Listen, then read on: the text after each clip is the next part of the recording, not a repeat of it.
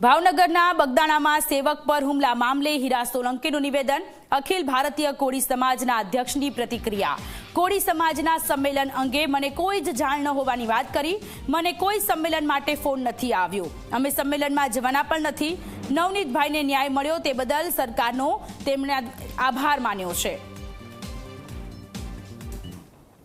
એ અમારા ધ્યાન ઉપર જ નથી, મારા ધ્યાન પર કોઈ ફોન પણ એ બાબતનો મને આવ્યો નથી અને એમાં અમે જવાના નથી અને આ જે ન્યાય મળવાનો હતો એ કોળી સમાજને ન્યાય મળી ચૂક્યો છે।